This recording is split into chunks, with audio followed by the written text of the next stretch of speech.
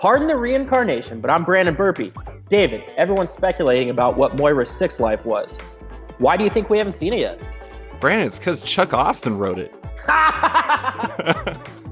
No one wants to talk about it, Brandon, and that's the way it is. What if they made that the sixth life? Oh my God, that'd be incredible. It's just and they never fill it in. That's the reason why no one talks about it. They're just like, let's just move on from that. This is how they're gonna retcon all of that stuff. It's like, oh, that was Moira's sixth life. They're gonna put all the stuff that they don't like from X-Men history into that and just be like, that was Moira's sixth life. I love that. I'm so glad I didn't know what that was gonna be when you said it. I know. Welcome to Off Panel, boys and girls. I'm David Harper. And in today's episode, we're doing things a little bit differently, as Brandon and I are doing a House of X and Powers of 10 focused episode that follows the structure of ESPN's Pardon the Interruption talk show. It's called Pardon the Reincarnation, and we'll be discussing a variety of X-Men related topics while being limited to a set amount of time, which in this case is 2 minutes, at least in the opening segment. We're catching up at the midway point of writer Jonathan Hickman's magnum opus, so spoilers beware, we will be going deep on this stuff. And this episode begins with a temperature check. Brandon, we're 6 issues in. What's your take so far? Are you pro Hickman's X-Men, against it, or still to be determined? As somebody who always wanted to see this happen, I think it's garbage. I just throw it away. No, I'm just kidding. Hell no. I'm loving it. Loving it. Like, it's so good, man. Like, I didn't know what to expect, honestly, because they didn't really tell us much. But it's been better than what I could have expected. I mean, honestly, the Mighty Marvel hype machine, I don't trust it anymore. So you never know if this is really going to be as great as it's supposed to be. The name value of Hickman and the art teams are the only thing that really had me put some real belief behind it. And man, have they come through. Yeah, I mean, that's the thing it is really interesting because it's like, I once described Marvel as the boy who cried relaunch. And like that was one of those lines that I was like, oh, that's a pretty funny line, la la la la la. And then I realized that it is actually true. But this time, I mean, it is really funny because it's like the one time where the hype. I mean, there have been times previous, but this is one time they definitely have lived up to the hype. And it like we've talked for years, like, what are the X-Men missing? The X-Men are missing somebody who has a real plan behind it or trying to do something new. And this is that. Totally. Like, this is totally the plan. And plus, you mentioned, Pepe Larraz and RB Silva. Those two have been amazing. Marte Garcia's colors have been incredible. We have Clayton Cowles on letters, and we got Tom Mueller on the design stuff. I mean, altogether, like, this is, I mean, not only like the most exciting and interesting and new thing for the X-Men in a long time, but it's also just, I mean, it's so good. It's crazy. Yeah, I mean, honestly, for me, it's like the most exciting thing in a long time in comics for me personally. I mean, I'm a little biased, obviously, huge X-Men fan, but in general, I think this is the thing I've been most jazzed for, and it's actually come through in spades, you know what I mean? So it's had me on the super duper hype train. I know. I mean, seriously, like, really, it is funny how we've been both like waiting for the X-Men to just be a big thing again. And like once we got it, it's awesome because it's like this huge community experience too. Everybody is like absolutely jacked. Oh, we got a bell. Everybody is absolutely jacked about it. And that means that, I don't know, it's cool. It's like the X-Men are a community again. And I think that's a huge thing. Fantastic. All right, next, you go. All right, so Moira McTaggart was revealed as a mutant with the power of reincarnation, a retcon that concerned many X-Men fans. David, do you love it, hate it, or simply have no problem with it? Okay, so I understand why people would have a problem with this because, like, Moira has been around for forever. Moira has been a huge part of the X-Men for, I don't know, when did she first appear? It was like the 90s or something, like 98? Or not in years, but I mean like X-Men 98. Or did she appear like in the early stuff? Oh, you mean the issue? Number 98, yeah. Yeah, somewhere around there, I'd imagine. Yeah, so, I mean, she's been around for forever. Muir Island's been a huge thing. And this is like, it's one of those interesting things that doesn't make a lot of sense when you try to think about it. But at the same time, it's like, I don't care because it's super cool. It totally works. And also, in like a funny way, it actually makes a lot of sense because she died from the legacy virus. It was always like one of those weird things where it was like, oh, Moira McTaggart died from the legacy virus. Like, how does that make sense? It's only supposed to affect mutants. She is a mutant. Boom. So, yeah. I mean, it's like a retcon that actually makes a lot of sense when you actually start thinking about it. And I love Moira McTaggart, and I've always wanted to get more shine. And so seeing her do this, seeing her position in all of this is pretty amazing. Like, what's your take? Man, I love it. Like, anybody complaining about it, let's be real. She's been dead since we were in high school, bro. Like, and for anybody listening, that wasn't a couple years ago. No. Like, it's been some time. I've had 2 kids since then. Like, they wouldn't even know who she was. You know what I mean? So it's a great character, and every character gets brought back to life eventually. You just hope that when it does happen, it's like done. There's a good reason for it. Yeah, it's a good reason. It's important. It has some gravitas to it. And man, I'm telling you, this is that. You know, anybody complaining needs to go back and look at the page where she's like picking off all the Trasks. Like, how badass did she look? Like, that was like one of the coolest Moira McTaggart, like anything. And it happened because of this. Like, so I don't see where it's a problem. We need strong female characters. Here we go. We got one, you know, like. Yeah. I also love how basically they basically found this way to kind of tell 10 lifetimes of stories within like a single issue, basically, where it's amazing because like so much of it is like I could just see Hickman writing down on a piece of paper like all of his ideas for these lives. It's just like, oh, Apocalypse Moira, sure, let's do that. We're gonna do like Assassin Moira, let's do that. We're gonna do Bigoted Moira, we're gonna do that. And I'm just like checking those all off in one issue in what it was House of X2, and like checking those all off was just astonishing to read. Yeah. All right. Brandon, we've seen some old favorites so far, and we've been introduced to some new ones. Who would your House of X and Powers of 10 MVP be so far in terms of characters, at least? We can't use creators, and we'd probably just give it to Hickman. So characters, go. I'm going to have to go Moira. I mean, she went from being a character who's been dead for like a generation, or not a generation, but like, you know, almost 2 decades now. Wouldn't that be? Yeah. Right? Yeah. I mean, it was like Uncanny like 390 or something like that. It's we been were a bit. Juniors in high school. Like we hadn't even graduated yet when that all went down. Like, so, I mean, she went from that to all of a sudden being arguably the most important mutant there ever was and ever will be. Right. So I mean, she's like at least on the level of Magneto and Professor X at this point. And Maggot. And Maggot. Those 4. That's the Mount Rushmore of mutants. Honestly, though, I think she's ahead of them because those 2 jabronis wouldn't even know what to do with themselves without her based on what we've seen so far. Both their eyes didn't work. Maybe she's the unifying glue. We don't know how it's all going to end. But, I mean, at this point, she's almost positioned above those 2 guys. Right. So I'm going to go with a super out of left field pick. Moira is the true MVP. She's like the James Harden in like 2016 MVP, but I'm going to go with the Russell Westbrook, like big stats on a mediocre team MVP. Mine is Nimrod the Lesser. Because so cool. Nimrod the Lesser is like every single time he is on, or I'm going to say they, every time they're on the page is like 10 out of 10, like every single page. And the way that RB Silva draws Nimrod the Lesser is so alive. It's interesting. I think I told you this on the phone. It's like the thing I love about Nimrod the Lesser is it's the character that feels the most human, which makes that character feel very strange. But at the same time, it makes a lot of sense because I don't know. I mean, that character has like, there's so much like, it is like evolution in one being basically, and you can tell Hickman loves Nimrod the Lesser. Oh yeah, 100%.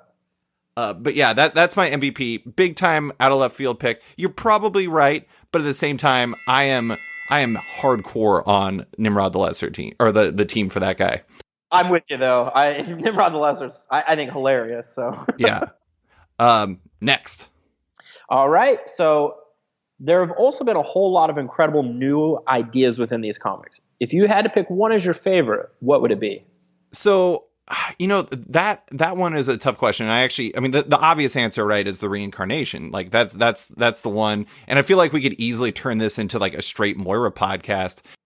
But, the one thing I really like the thing that got me weirdly extremely excited out of all of it was like the way that Hickman laid out all of like the society stuff where it's like machine, hive, and then like getting down to like the Technarch and then into the world mind and into the Phalanx. And the thing that I love about that is like those are all like established ideas in the Marvel universe, and basically Hickman completely like changed how they work and changed how we think about them. Like the world mind, think about like, what do you think of when you think of world mind?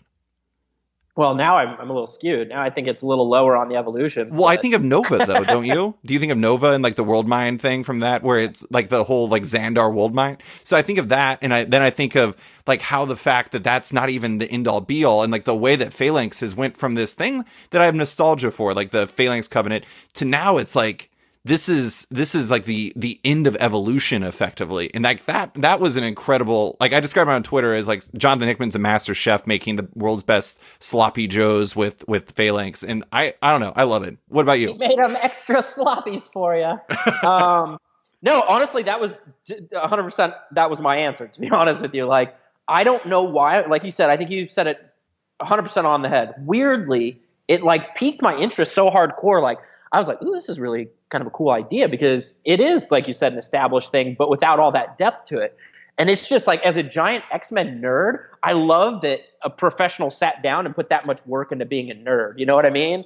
And like really fleshing out these cool ideas. And so, man, I was loving it. I went back and reread it a couple times, and I was just like, oh yeah, okay, all right. So let's think about it this way. Like, so when the Phalanx Covenant came in, like this is that, and like it got my like excitement going, and that's what I want from this. But yeah, 100%. It's so funny you say it, because that's exactly my favorite part, was that breakdown of that specific thing. See, I also really love the fact that it's just, I don't know. I mean, like the fact that he can take all these old ideas and completely reinvigorate them and add depth without having to do like so much work. Like there was that one data page that just walks through all of it, and it's like it just makes sense. It's like so simple that anybody can understand it. But that actually brings us to our next question.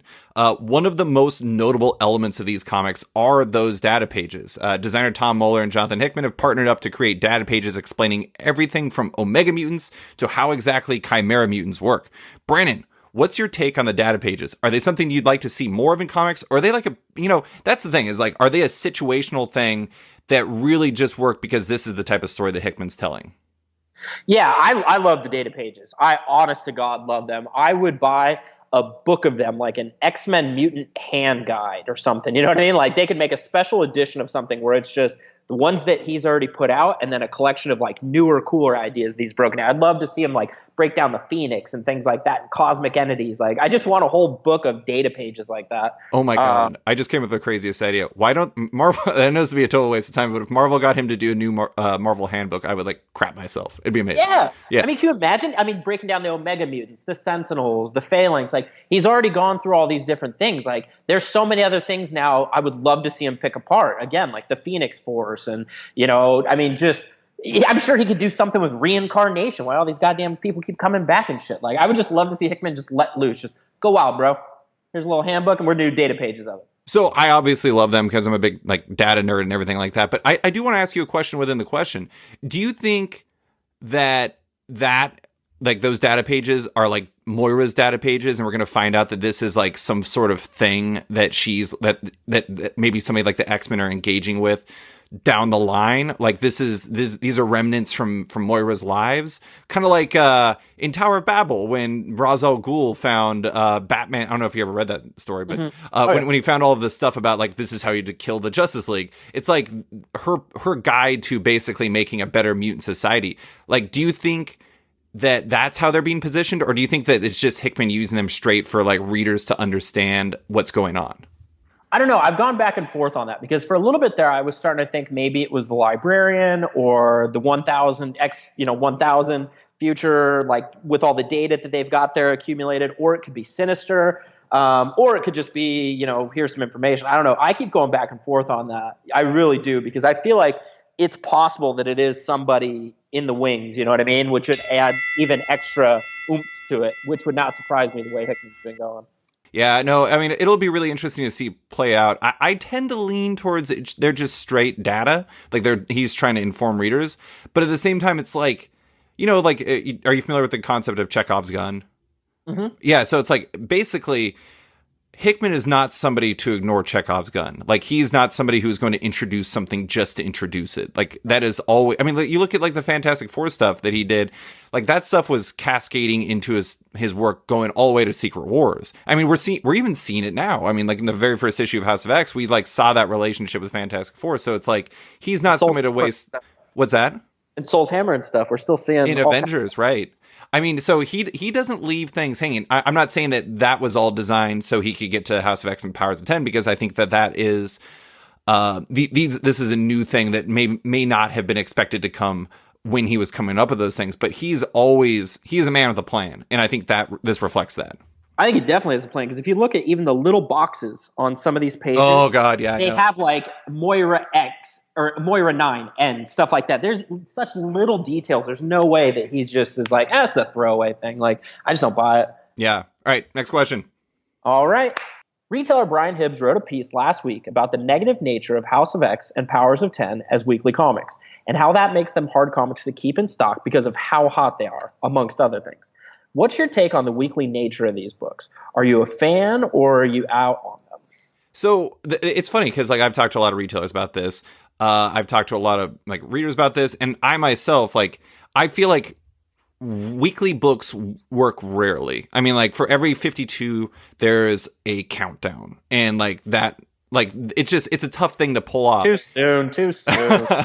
But I mean, for this, I mean, honestly, it's like when I was reading this, like, I think the fourth issue, like Powers of X #2, I was reading it and I was just like, this is how it has to be. Like, if it didn't have this momentum, it would lose so much. And from like a pure reader standpoint, I understand this causes consternation and makes it really hard to keep in stores. And so I understand where Brian was coming from with that piece.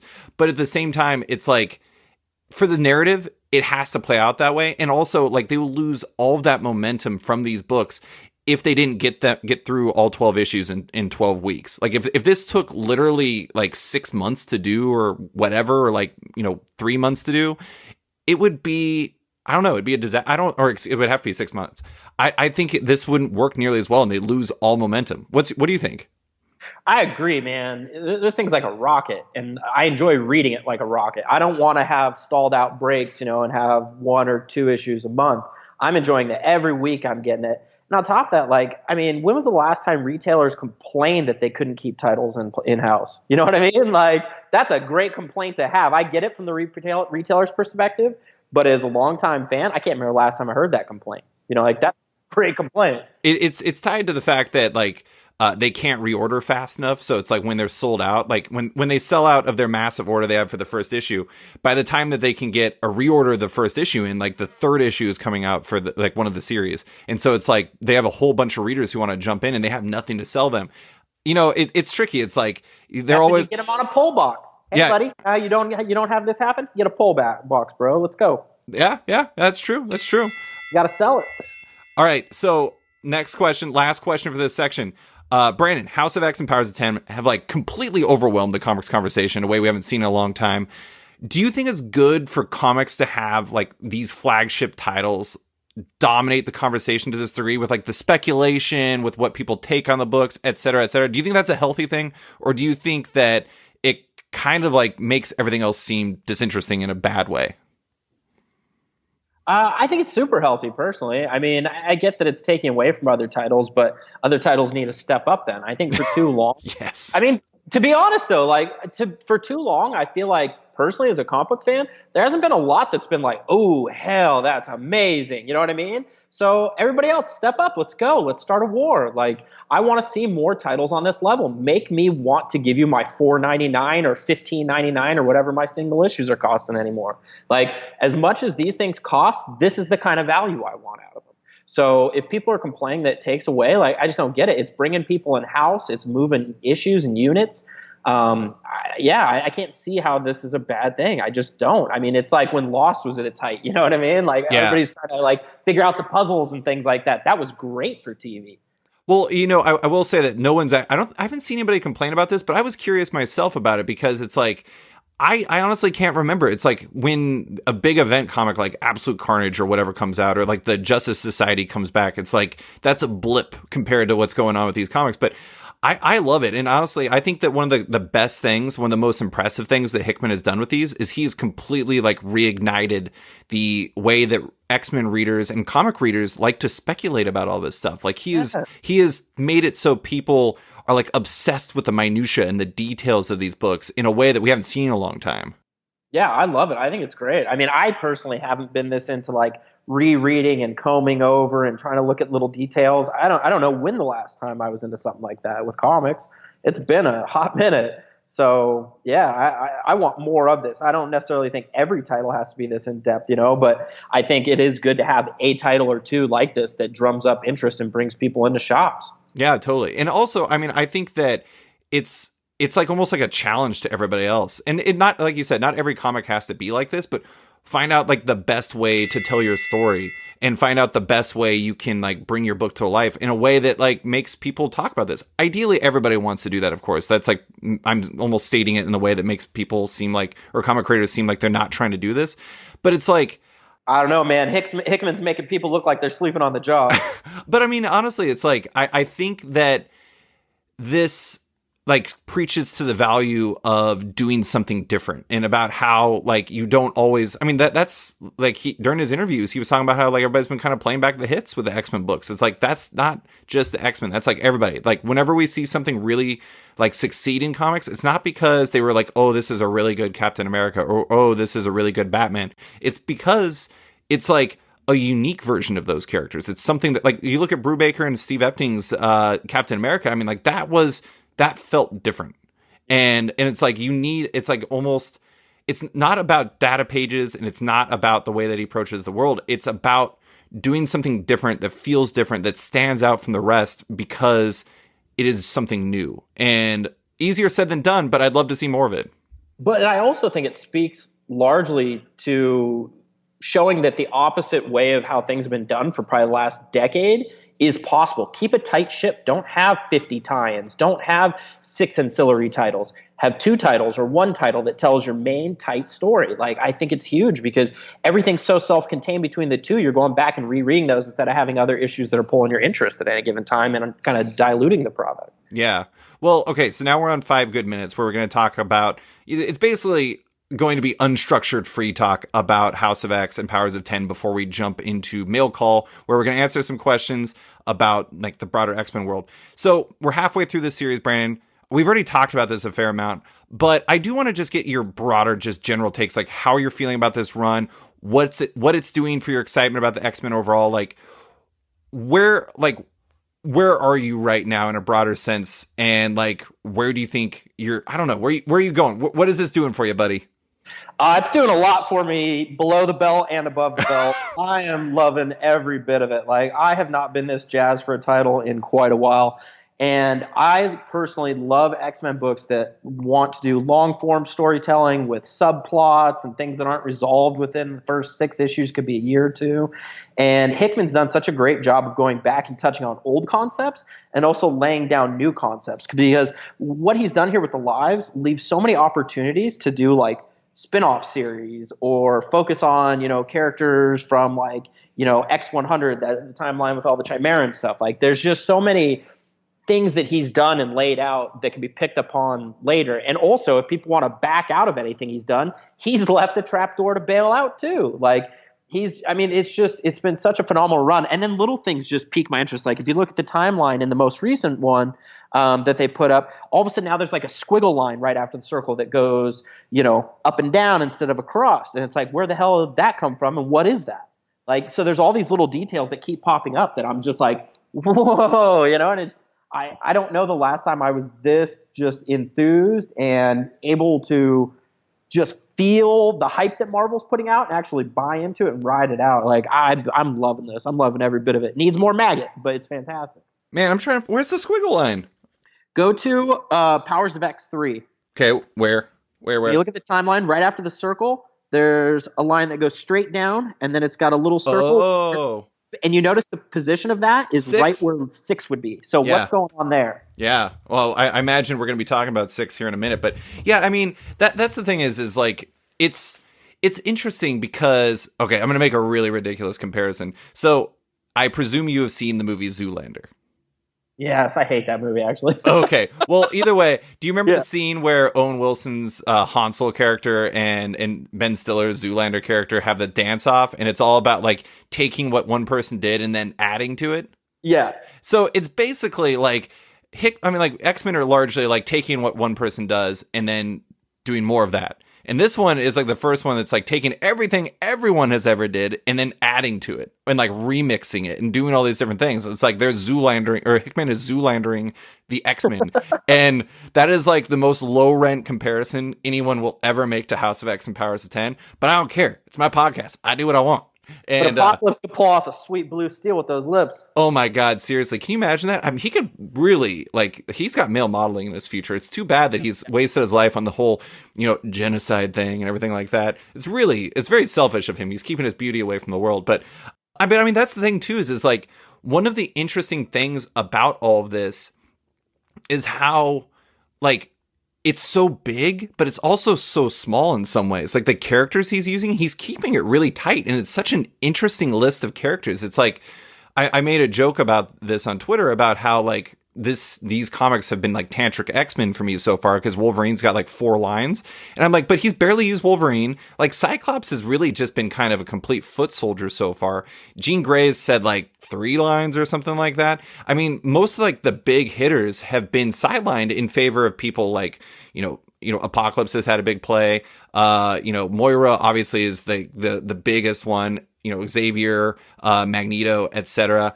I mean, like Destiny has had a bigger position in this whole story than the vast majority of the X-Men characters. And like, that's one of the interesting things is like, he's mining the depths of like, he's like, looking at the depth chart of like a basketball team and being like, I think this 15th man is actually a starter, and then doing it.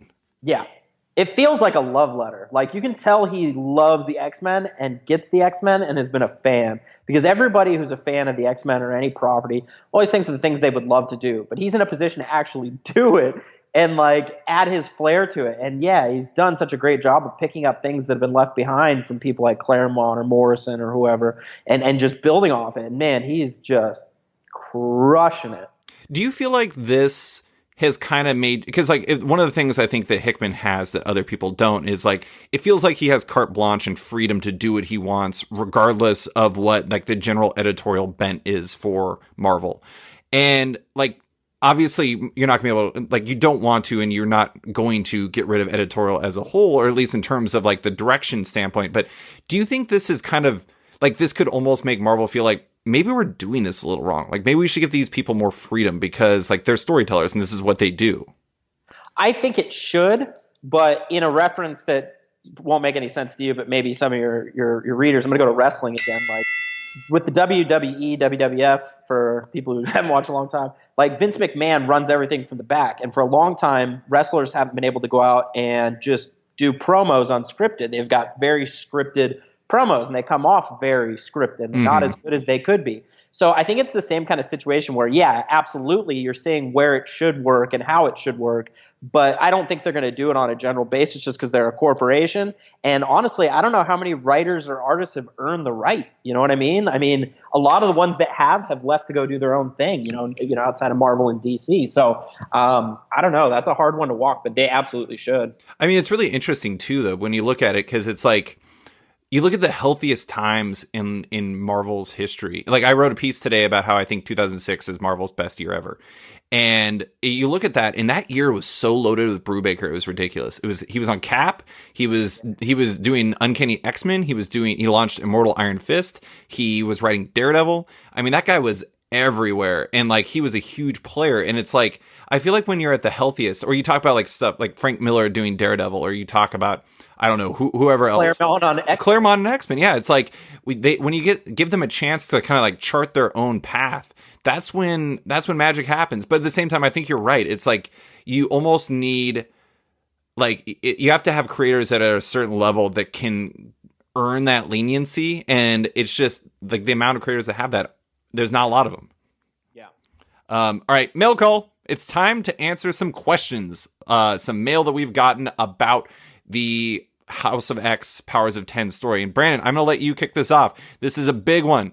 The question is this the most important X-Men reimagining since Grant Morrison, Chris Claremont, Len Wein, or since they launched? All right. So my answer to this would be not necessarily reimagining, because I don't think he's reimagined anything. I think this is one of the more important runs, though, just because of the fact that he didn't reimagine it. He didn't try to put some crazy new twist on it. he just picked up what was already there and made it more badass. I mean, even if you look at the future stuff, I mean, sure, the Chimera stuff and whatnot, but that's always kind of been simmering in the background with Sinister doing genetic testing. We're just seeing the results of it now. So even in that regard, he's just picking up old plot lines and just making them flourish. So for me, this is the most enjoyable and most important run in a long time, especially since those. I mean, after Grant Morrison, I mean, I'm trying to think they're really, I mean, not to knock anybody, but as far as probably Marvel giving them the leeway to make anything like this happen, it hasn't happened. Yeah, I think I mean, for me, it's got to be at least since Len Wein, Chris Claremont, just because Grant Morrison, his stuff was largely disposed of afterwards. They got rid of it. They're like, we're done. We're going to read. Now they're playing off it again. Well, that's because Hickman is a disciple of Morrison. He does that. He likes that stuff. But at the same time, what I'm saying though is like it didn't lead to a future for them. And I think that obviously what happened in Giant Size and in X-Men '94, and then into Chris Claremont's stuff was like essential. Like that was probably the defining moment in the history of the X-Men, even more than X-Men #1 was. So I would say probably since Claremont and Wein, and I know that's really early and it's super aggressive, but it's just like you read this and I mean, we know that it's going to other places going forward, but you can just tell, like, again, this is a plan. Next. All right. As mentioned before, Moira McTaggart was revealed as a mutant with the power of reincarnation. The only life we have no idea about is her sixth life. Is the regular 616 timeline Moira 4, 10, or 11, do you think? Okay, so now we're getting into speculation territory. And this is tough. So I think, personally, regular 616 timeline is 11. And I think, I mean, my big grandiose take on it is I think 616 basically, or like with the 10th life, she's going to figure out that she basically cannot play a part in this at a certain point, and then she has to let them be them. And otherwise, like they're like she will ruin everything else, and like it won't work. So I think 11 is going to be like basically her sacrificing herself so like the mutants can live. I could be completely off base, but that's my take. What do you got? So I think 616 Moira is 10, and I think that No, you think the whole timeline, the 616 timeline, is 10? Well, I mean, they're technically all of them. Well, you know what I'm saying, like the continuity, I guess. But I think where we're at now, like where they're showing more current stuff with like Krakoa and stuff like that, I think that's all 10. And I think this potentially, my theory is after House of X and Powers of 10, and then we move into the new stuff. I think at the end of this, Life 10 ends, and she sacrifices, and that's where she chooses correctly, like Destiny said, because she helps her fellow mutants. And then I think when we pick up with the new titles, that's going to be 11, I think. Okay. I'm very interested to see how. Well, so I guess in that way, though, doesn't that mean that they would be in their own universe? No, because then it would just all be caught up again. Like then she kind of knows what she's got to do. She gets a new life, and then I don't know. See, that's the thing is like there's so many ways this could go. I mean, for all we know, 616 is 6. Yeah, well, there we go. Okay, so let's do that one next. I'm gonna get out of order. What do you? Okay, the sixth life is the only life of Moira's that we don't know what is. Like we have no idea what it is. It's literally a blank in the timeline.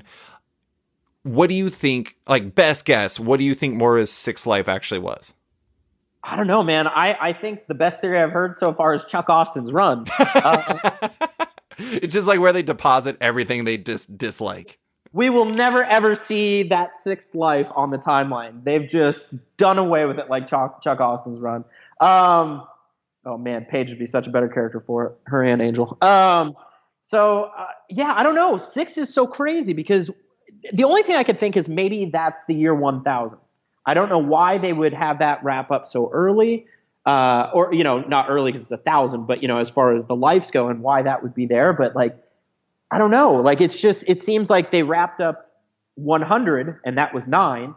So if one's missing and the only outstanding timeline is 1000 at this point, but I don't know. But it wouldn't make any sense, why she wouldn't have learned lesson by that. I don't know, man. It's so hard. Honest to God, I don't know what 6 is. I have no clue. Yeah. I mean, I kind of think that's like the ideal way for us to be at this point, right? It's like if we had a good idea, it would be considerably less interesting. I'm gonna say that I don't think it's the six. I don't think it's proper continuity. That I'm certain of. I don't think it's Chuck Austin's run, although that would be hilarious. I don't know. I mean, I think it's gotta be. Oh man, I here's my one take. I think Destiny is going to be involved with the Sixth Life. And I think maybe, I mean, one thing I think is really interesting is we haven't seen what a collaboration between those two look like, right? Because they have the perfect partnership. Why did she never go and say, I need to find Destiny and we can live this life together so we can find out what the right answers are together? Like, who better to help you map out the perfect version of reality than a collaboration between a person who can reincarnate and a person who can see the future? Yeah. Well, and then we also still have the, quote, lost years they mentioned in the Powers of X1. And then they talk about the betrayal with Sinister and stuff. So, I mean, maybe that's the life where they do all the, I don't know, man. Like, I don't know. But I love not knowing. I really do. You're right. Like, it's when you go to a movie and you figure out the ending in the first 30 minutes. Like, yeah. It sucks. Because then you're like, damn it, I already know where this is going. Yeah, yeah. I don't know where this is going. I love it. Yeah, it does make it far more interesting. Although I do want to say the Sinister Pits were definitely Life 9. We know that because the Chimeras. Like, that's the way it finished with Powers of 10, number 3. I don't know. It's funny because like rereading it, I was like coming up with these theories as I was reading it. And then as I reconsulted my theories, I'm like, all these theories are stupid. What is wrong with my theories? They're terrible. Like I wrote down, I was just like, what if this life, like, I don't remember which life it was. I was like, they never actually explicitly say that her life with Apocalypse is her 9th life. What if that's a continuation of her 8th life and you're like Life 9, isn't it? And then I look at the timeline, I'm like, that idea sucks. It's stupid. What's the thing is, like, I had theories, and then when I went back and reread everything again last night, I was like, oh, fuck, well, that theory is definitely not that, and that's not that. Like, oh, but I have a new one, you know what I mean? So, yeah, it's crazy. I love what he's doing with this. I'm going to sub-question you. This isn't going to be a full, like, question. If you had to give a percentage to how confident you are that the main 616 universe continuity is Moira's 10th life, because you said that, what would you put your percentage at? Oh, man, right now, I would say 80%. 80? Yeah, I feel pretty confident. I feel like right now what we're seeing with the Krakoa stuff is that life, unless all of a sudden it's a curveball and that's the 6th life. Yeah, I mean, it is possible. I mean, that's the thing is we have Powers of 10 has 2 different timelines in it that we currently do not know where they actually belong in the Moira scale. Because it's like we're dealing with not just timelines, but we're also dealing with different iterations of those timelines. And so it's like we don't know where year 1000 is. Technically, we don't know where year 1 is. And we don't know where year 10 is. We just know that year 100 was the 9th life. So it's really interesting. So anyways, let's jump into the next question. Year 1000, we've talked about it. It's the one where all non-machine life is gone almost. It feels like, to me, the major outlier of Powers of 10 so far, because it's like there's no mutants. There's nothing. It's just Nimrod the Greater, and it's the Librarian. What life of Moira's do you think that's from? And this is the real interesting part for me, is like, what part in all of this do you think it plays? Because that's where the phalanx comes in. Yeah, man, that year 1000 is a mystery to me. I'm not entirely certain, because I'm not entirely convinced that year 10 fits with 1000. I'm not convinced on that. You know what I mean? Those could be in 6, or they could be in 10. Or whatever, or that squiggly line that comes up in the middle, maybe there's a deviation in there. You know what I mean? Like, yeah. Who knows? Like, I'm not. What if she found Aladdin's lamp? Yeah. What if she's like, I want 10 more lives? Well, what if they find a way to insert Age of Apocalypse type stuff in here? You know, where it's just a deviation of the timeline. Isn't that so? Oh, I got you. I was going to say that is basically the 9th life, but yeah. Yeah, so you know what I mean? Like, they could throw in a sub event within event that we haven't seen yet. Like, he has so much freedom now. I have a hard time pinning him down. Like, he's all over the place. So I don't know. I don't think 1000. I think 1000 could be 6. I honestly don't feel like it's 10, because I just don't. One thing I want to throw in there, and like this is an interesting wrinkle that I literally just thought of, is in all of those lives, Moira is still alive. We know, like, 1, 10, 100, and 1000. 1000 is the only one that we explicitly do not know where she is. Like, I guess 10 we don't really either. We haven't seen her in the proper 10 timeline yet. But I mean, 1000, I think we have to presume that she's still alive, because otherwise, like, why are we tracking it? It's a complete incongruity with the rest of the story. So it's like, we have that's a huge beat to drop. Like, where is Moira in year 1000? And so that's going to be interesting to see play out. I don't have an answer, but it's interesting. All right, next. All right. Do you think we'll see characters like Cardinal or Rasputin again, or was Powers of 10 number 3 it for them? You know, I really hope that we see them again, because I love the Chimera characters. I mean, honestly, I want to see Nimrod the Lesser more, which is funny because, like, the entire purpose of the comic effectively, seemingly, is to make it so Nimrod never happens. I mean, I feel like that's kind of a thing for the X-Men in general. They're like, Nimrod bad, let's make that not happen. Yeah.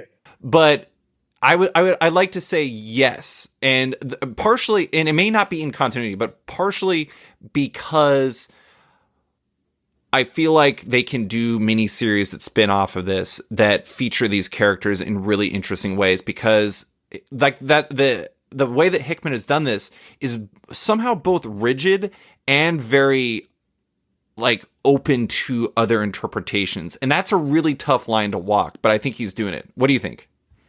Honest to God, I would read a Life 9 ongoing series. Oh yeah.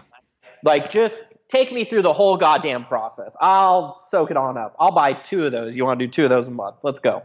Like, I'm all for it. So yeah, that would not be an issue for me at all, going through there and seeing those guys again, because we didn't even get to see much of, like, Cliobel, or however you say that one. Yes, and the kennels and all that stuff.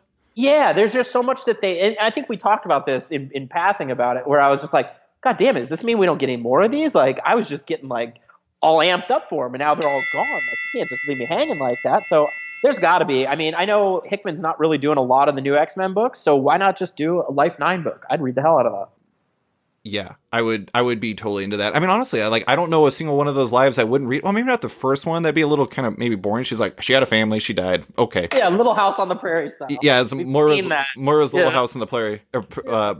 And but anyways, like, I think that, I mean, I would totally, I'm all aboard Assassin Moira train, where she goes around and just killing Trasks. Like, that would be a great book. Yeah, I would read it. I'd read the hell out of that book. Yeah. All right, next question. What Chimera mutant, which, if listeners don't know what a Chimera mutant is and they're listening to this, I feel very bad for you, but a Chimera mutant is basically when you mix, I think it's like somewhere between 2 and 5. I think it ultimately is 5, though. 5, like, mutants together to, like, create a specific power set using, like, Mr. Sinister's, like, Sinister Pits. I love the fact that they call them Sinister Pits. Why would you call it Sinister Pits? It's like, this is obviously a bad thing. Anyways, what would you want to see? Well, I mean, his name is Sinister, so it's already a bad thing. I do love the fact that they're basically, in the story, are just like, so they eventually realized that this was a really bad idea because it's Mr. Sinister, and that's what he does. But anyways. He's up to sinister shit. Yeah. Yeah, I don't know, man. That's really hard. Obviously, I would throw in, like, let's see. I would like to see a Maggot, Dupe, Zeitgeist, Yugo Girl. and Beak, because I need a 5th one. Yeah. Just throw me in some oddball, like, you'd have the Zeitgeist, like, vomiting power, but then it could eat stuff up like maggots, so it's like regurgitation. It's all like feng shui. And then it'd be all fat like Dupe and green, and then it could teleport, and it would have wings. Oh man, I have a totally horribly off-color joke that I can make. It would be really horrible. Oh, off-color, 4-color style. I was thinking, I was like, what if you combined Franklin Richards and, like, you remember in, like, the FF23, there's, like, the blue ball that has, like, the universe, or no, excuse, Franklin Richards in Onslaught had the blue ball where he had the universe in, and then you combine them with gold balls, and he'd become blue balls. I like it. I mean, I wouldn't like it, but I like it. Anyways, I don't know. I was trying to think of one that would combine all the facial hair, but instead I'm going with the Franklin Richards and Gold Balls comparison. So that was one of those ones I hadn't figured out beforehand, so I decided to come up with that one. I didn't either. I just threw every weird mutant I could at the wall. I was trying to think of one with facial hair. It was just purely facial hair oriented. So I'd have like Mr. Sinister, although not a mutant, although could be a mutant now because anybody can be a mutant at this point. And then like I couldn't think of other ones. Neil Shapendar. Yeah, Neil Shapendar. There we go. I can't believe facial hair. Get some Cecilia Reyes in there just so we can have some like facial hair shields. Make sure that like your fresh cut gets all tight. Wolverine because he's got the crazy stuff, and I don't know. Corsair with the handlebar mustache. And Corsair, boom! I don't care. He's a mutant now. Okay. Anyways, we got a handlebar, like super chops, and Mr. Sinister, like I don't even know what you call that. And then we got our girl. Oh my god, I just spaced her name despite the Cecilia Reyes. Yeah, Cecilia Reyes, who created a facial hair shield. So boom, that's my Chimera mutant. All right. So, next question, go. Okay, David, question for you. Why don't the mutants mass produce their own Sentinels against Sentinels? So that was a reader question, and I absolutely love it because I love the idea of like basically them being like, oh, it'd be like if you watch Pacific Rim and like they made a third movie and it's like the Pacific Rim robots or like the monsters from Deep actually created their own robots to fight against those robots because they're like, oh, this sucks. We keep losing robots. Actually, I didn't see the second movie. That literally could be the plot of the second movie. Well, you didn't miss anything in the second one. Oh, it looked really bad. But anyways, I think that they don't mass produce their own Sentinels against Sentinels because they realize that ultimately, like, that's a really dark path to go down. And like, basically, like the story finds that AI is like a discovery as much as it is, or more so than it is an invention. And eventually, like, it's going to take over and it's going to wipe out everybody one way or another, which is a really dark direction given the way that we are actually working on AI. But whatever, what do we learn from science fiction anyway? So they wouldn't do it because it'd probably result in genocide for everyone. So, Brandon, what's your take? I got two takes on it. One, I think it's a terrible idea only because if you look at what's happened to the humans, typically after in the worst case scenario situations with these Sentinels, they turn on the humans right while they're going after the mutants. That always happens. Yeah, so I would just assume that the Sentinels, after they're done with the humans, are going to come after the mutants. So you just have double the Sentinels now, which is a terrible idea. And then the dad in me just feels like, hey man, eye for an eye only leads to all of us having no eyes. Right. Yeah, that is an absolute fact. When most people are pro eyes. So yeah. Yeah. All right. Next question, Brandon. If the House of X storyline, like the story with Krakoa and all that stuff, what I would say is the main focus of the story, isn't the main timeline, will it impact how much you enjoy this story, or is it going to be much the same? It won't impact it at all because I don't think it is the main timeline. But you just said you were 80% certain it was. Because the 10th life, that her 10th life, wait, presuming her 10th life is the House of X story. But I don't think the 10th life is the House of X story. You're blowing my mind right now. I'm not convinced that it is because I think that Cyclops is a pod person. I think that Jean is a pod person. I think that Wolverine. I think what we're seeing there is maybe the 6th life because I don't think it matches up. Like all of a sudden, in that first page, you have all these pod people coming out and creepy, weird Xavier's like, ooh, to me, my X-Men, like. Something's not right there. And I just don't think that's current. I really don't. I don't know. It goes back to what you were talking about earlier, where maybe the 10th life is once all this is fixed and situated, but I don't think House of X, I really don't. I mean, like, I feel like it would have been called House of 10 to keep it that phrasing to make it the 10th life. That's my pet theory. I actually think it will be called House of 10. Like, I think that would be a reveal in the end. Yeah, I don't think it is the timeline. I really don't, because then that leaves so much up to chance. Because I really don't think that is the real Cyclops. I think that's pod person Cyclops. Mm-hmm. I love the usage of pod person Cyclops. I also like the way that you said "ooh" when Xavier was like finding the pod people. He was like "ooh," like it was kind of like gross as opposed to like "ooh," like he's really into it. More like they're like pus people. They pop out of these pods. He's like "ooh, to be my X-Men." Like everybody's talking about how he looks kind of like.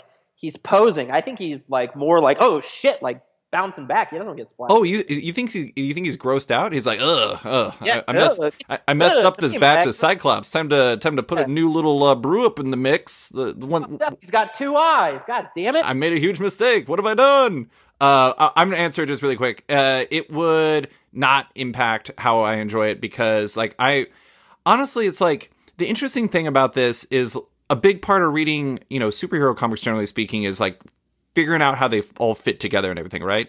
And like we are doing that, but at the same time, it's like I personally don't think that anything that happens in this will invalidate my enjoyment of the broader X-Men, unless like I don't know. I mean, I don't know what he could do to do that, but like so far, I'm loving this, and I'm just excited to see how it goes. Brandon, what next Earth X. Oh my God! Boom. Okay. Where do you think this larger story ends before we head into the regular comics? I know I touched on this earlier, but where do you think this leads? So, I've thought a lot about this, especially because like you look at the comics that are set to come, and you have like you got pirates, and you got like the international something of the International Brotherhood of Pirates or whatever the hell it is. Yeah, no, you know what I'm talking about. There's like there's the name of like the Brotherhood like shipping group or something like that, and it's just the Hellfire shipping. Yeah, like that whole thing. Like I find that stuff to be really fascinating. But I don't know. I mean that's one of the most interesting things about it is the only thing that we know about where it's going to end is where it starts again, right? We know that those 6 books are going to go somewhere, and like that is going to feed off of where this ends. So I do like going back to my original my conjecture that I had. I think it's going to end with her 11th life, and I think it's going to end with Moira out of the picture. Although as we've talked about it, I've kind of soured on that idea just because like I find it hard to imagine Hickman would do all this work for Moira and then summarily dismiss her. So it's interesting. What do you think? Yeah, I mean, I think this, like I said earlier, I think we end up on the 11th life. Like Destiny said, if she does it right, she gets an 11th life. I think she's going to do it right, and then we'll pick up in the 11th life. And then it's like, if you're dead, you're dead. Yeah, and then it's game over for Moira until they retcon, because it's comics. Right. But I think this leads into whatever that new stuff is. But I think we may keep some of this. Maybe the shipping company stuff with the pirates is, they are a country now. Yeah. And Krakoa's out in the Pacific. So maybe we do keep some of these details where they are their own, nation. And you do have some commerce stuff that's involved with that, which I don't know why Kitty would be like, let me get on a boat and protect commerce, but I don't know. I don't know. Why not? Well, a sub question. Do you think that there's any chance that this leaves the X-Men out of regular Marvel continuity? We kind of touched on that, but do you think there's a chance for that? No, not at all. Okay. I don't think so. I think if anything, it's out of continuity only in that Hickman won't have to like mix and match with other titles in the Marvel universe. So like when Civil War 3 drops in like 5 years, he's not going to have to like work his stuff in or whatever. Oh, I don't know if he'll be around in 5 years. I was just, I don't know if there's going to be a Civil War 3 either, but I think there'll be limited interaction with the main Marvel universe unless it's something that Hickman approves. I think they're going to, otherwise they're stupid. Why go this deep to just throw it out? It just doesn't make any sense. Yeah. All right. Brandon, there are 6 titles in the first wave of Hickman's X-Men. We talked about it a little bit. If I set the over-under for titles from the line, you'll be reading as they come out at 3.5. So 3.5, higher is over, lower is under. What would you pick? Are you taking the over or the under from where we stand right now? I'm hoping I do this right. Quick, just like, I'll admit this. I live in Las Vegas. I don't understand gambling. I've been a diehard sports fan my entire life. Don't understand gambling. But I'm guessing I'm going over because I'm going to get more than 3.5. Correct. So yeah, over unders is basically like if I set it at 3.5 and you're going to get 4, then you will take the over. If you're going to only read one of them because you're a massive Fallen Angels fan, you would say under. I'm doing 6. So I'm over. Like I'm going to read them all at this point. I'm still not convinced that there's not going to be a switcheroo to fuck with us because he already said he's lying to us at Comic-Con. Wait, what do you mean? Like what switcheroo?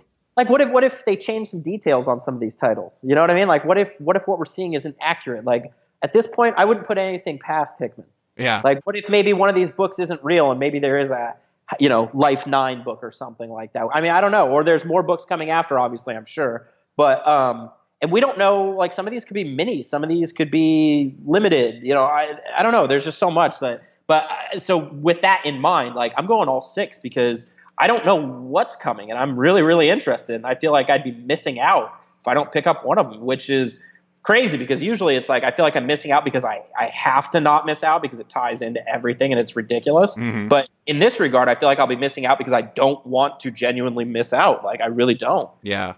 I like how it's like Hickman is X-Men dad, and it's like, you know, he's telling us that Santa Claus exists, and that's why we get presents and everything like that. But in reality, it's just we get presents, and he can lie to us all he wants. We're just like, whatever, as long as we get presents, this stuff is dope. We love it. I'm 6. I'm 100% over. I'm all over it. It is. I don't know. It's the most excited I've been about the X-Men in forever.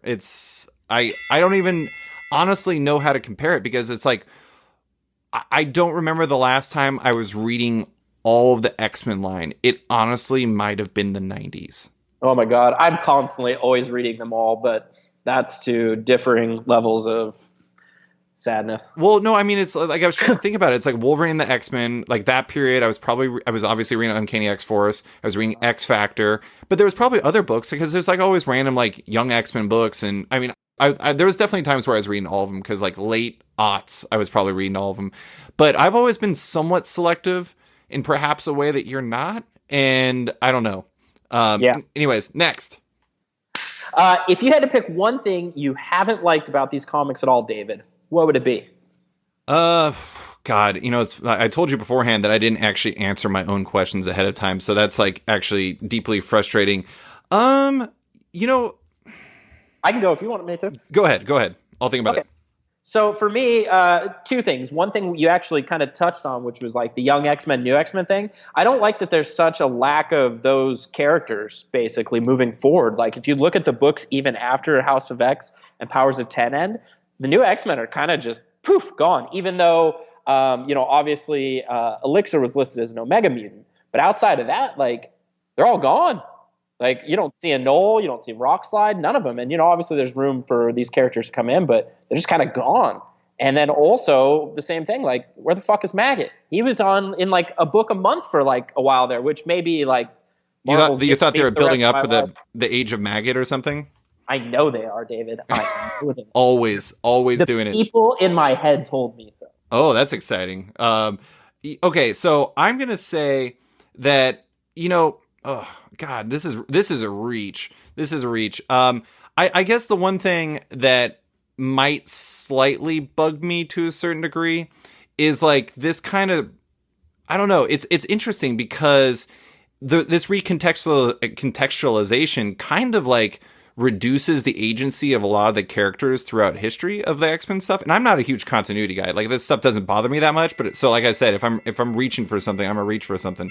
So it's like, in some ways, it's like if let's say that the year one story, or like the year one story in Powers of 10 is right and everything like that. So basically, like, Professor X is a puppet, Magneto's a puppet, like most everybody's kind of a puppet. And so it's kind of interesting because I love everything that they did with Moira, but by kind of making her this like orchestrator of all of this stuff, in some ways you do kind of limit the impact of a lot of the characters within these stories throughout history. I don't mind that, and I don't think that that's what Hickman's going to end up doing, which is the difficulty of talking about this halfway through a 12-issue story. And I think we're going to learn a lot about it. But I do think it's kind of an interesting thing that could, if it plays out like this, maybe bothers some people who care more about continuity. But this is really me like trying to find something, because I'm like, I don't know. Hickman, they spelled Moira twice. Like, that might be like my biggest beef. I don't know. I don't have much, to be honest. Yeah, and honestly, even that complaint, I know you're not saying that's like your real deal, you're stewing over a complaint, but even that, I think, like, there's a possibility that we come down to the fact that now that we're in this 10th life, she realizes she can't be so hands-on, and she isn't as hands-on, and isn't like the puppet master, and that's what she figures out that she's done right that gets her to the 11th life. Yeah, like she realizes that maybe like her problem is she's trying to control all the variables when she has to let some of it play out, I guess. Yeah, like, and maybe it's, because he's already, I mean, Hickman usually has some kind of, like, there's some kind of context, like meta context to it, you know what I mean? Like, there's usually some kind of message he's trying to put out, and maybe he's just trying to say, like, we're so hands-on in the United States, fucking with people all the time, maybe we just need to fuck alone. Wow, I did not expect that coming, but fair, very fair. I gotta take I got to take my shot at the president. Fuck that guy. Yeah. Sorry anybody who's offended, but fuck that guy. I obviously completely agree. All right, so we're gonna finish with the big finish, where we're gonna try to get through as many small topics as we can in 5 minutes. So we're gonna start. With your pod people, Bran. What's your guess as to what Xavier was up to in the House of X intro with the mutants coming from the trees, like Cyclops and everything? Yeah, I mean, I think it's obviously super creepy. I'm not 100% certain what's going on, but I do think it leads into what's going on with the X10 portion of the X10 timeline, because I think that Cyclops is pod person Cyclops 100%. Like, he just seems too at the beck and call. You also didn't like the fact that Wolverine was laughing in the first issue. Yeah, like, they just kind of seem out of character. It's like, and Xavier's like, "Welcome home, Jean." Yeah, what about her crying? Yeah, like she was welling up in there. It was interesting. Yeah. It was definitely like a Pennywise, we all float down here moment for me. Like, it just didn't sit well with me. It was creepy. But yeah, so I think something's up there. I mean, like, and I'm not convinced that's Xavier, to be honest with you. I'm also, I think it's Xavier, but I do think that that's going to be one of the, like, that's going to be a huge thing that she learns in like her experiences, is like, if you give him this information too soon, he becomes a bonkers dude. Like, this could be 6. I mean, it could be 4. It could be any number of them. But yeah, I just don't think House of X is the main 616 continuity, and that's a huge part of the reason why, because it's just, I mean, that's what they say about House of X, though, is it's the most important 24 hours in the X-Men's history, or something like that. Right. Or something along those lines. And so I think a big part of it is, it's not going to be about what happens, it's going to be about what Moira learns. And that's not where it's going to end up going. But all right, next question. In House of X #1, there's 3 medicines that Xavier has created and introduced, that are introduced in that story. One extends lives of humans by 5 years. One is a universal antibiotic, and the last cures diseases of the mind. Which of the medicines would you want the most from Xavier? I'm not so certain on the 5 years one. I care less about that, honestly. I'm going to go when I'm going to go. But the universal antibiotic would be dope, because while I am here, I would like to not be sick or diseased, and you know what I mean? Like, yeah. Give me some carefree living while I'm here. I'll take that. And then the diseases of the mind, I'd be all about, man. I get some depression, anxiety on the real sometimes, so that'd be huge. And I think there's so many people out there that struggle with that stuff. That'd be huge. You got to pick one, though. You got to pick one. Oh, you can only pick one? Oh, then I'm going universal antibiotic, man. I could be doing all kinds of things without protection. Oh my God. To my skin. That's horrible. That's horrible. It's horrible. So for me, I'm going to go with the one that cures diseases of the mind. As long as I'm sharp until the end, I'd be very happy about whatever way I go. All right, so next question. Is the Destiny Moira connection awesome, super cool, or the coolest ever? Because I'm just going to jump in. I'm going to say I love it. It's like maybe my favorite part of the comic. That whole spiel that Destiny gives to her, and she's just basically like, I am police. I'm like the universal reaction to your power. I am like the person who makes sure that you never get like out of control with what you're trying to do. It is awesome. It is so rad. What's your take? I thought it was super fucking rad too. And I definitely think there's more to come off of that, because I think that's her, obviously we get the idea from that, oh, hey, look, this is not an infinite thing for you. It's very finite. But it throws in that little piece of, but if you do it right, you get an 11th one. Yeah. You know what I mean? And I think that's going to come into play, kind of what we've talked about here. Moira figures it out and she gets it right finally. And then, maybe gets that 11th life, but, corrects everything, gets everything right on order. So I think it was badass. I think it was badass for just that moment in itself. And then I think it's also going to pay off in a really badass way coming down the road, I think. We also know because of that if she dies in her childhood, that before her power manifests, that she's dead. And so that's another Chekhov's gun thing. It's like he introduced that idea. It almost feels like it has to happen, but we'll see. All right, next question. What if because we haven't seen Moira in X10, it's because Cyclops killed her as a child? I mean, that'd be weird because she's... Or not Xavier. Oh, okay. Yeah, I mean, maybe. I don't know. Maybe that's why he's all creepy. I don't know, man. I like that we get to just fucking be crazy with it. All right, next question. What would you be an Omega mutant of? Oh, man, the mouth. The fucking mouth. My Omega mouth never shuts up. It just keeps on going and going and going. If I had a mutant power, just the power of hyperbole and running your mouth. Mine is the power of eating breakfast foods. because I am unlimited at eating breakfast foods. All right, next question. Wolverine, as in Logan, has 4 lines so far. Is our guy Wolverine? I mean, in the House of X storyline, is our guy Wolverine underrepresented so far, or is this the way it has to be? I love Wolverine. He's my favorite X-Men besides like Bishop Maggot. Well, they're all in the same. But if you really look at it though, I mean, he was only really super over, and using over as like a wrestling term, like super over with people of like our age group. He was really pushed in the 90s, and now they're really pushing like Deadpool. So I really think it's almost more of him moving back to center, where they're kind of utilizing him more as just a normal character instead of the be-all, end-all X-Men. Yeah. I am fine with it. It's the way it has to be. I mean, I'm a Wolverine lover, and I can't help it. And I mean, excuse me, Logan, because there's like a bunch of Wolverines now. But yeah. I mean, it just for me, it's like, I think that if Hickman has determined that that's the way it has to be, that's the way it has to be. And honestly, it's like Wolverine, the way that they use him in the Ninth Life just makes a lot of sense. Like there's a right way and a wrong way to deploy the character. And I think that was the right way to do it. Last question. We're going to sneak it after the bell. Brandon, what mutant would you most like to show up in the final 6 issues of these 2 titles? Oh, come on. You're baiting me, right? I'm baiting you. Here. Come on. Give the people what they want. Dupe. No. Oh, just kidding, Maggot. I want to see Maggot. I want to see him now. House of Maggot. Powers of Maggot times 10. Yes. He's the one true person that she hasn't teamed up with yet. Exactly. That's the 6th life. It's Maggot and Moira teamed up. The double M. House of All right. Thanks for listening to Pardon the Reincarnation, our Pardon the Interruption styled episode talking about House of X and Powers of 10. Brandon, thank you for coming on. This has been fun. Yeah, man. Always a pleasure. Thanks for listening to this week's episode of Off Panel with my pal Brandon Burpee. You can find Brandon on Twitter at Brandon Burpee. As a heads up, Off Panel is once again brought to you by Sketch.com. Check out the new version of the site and consider subscribing for access to all the site's content and its members only forum.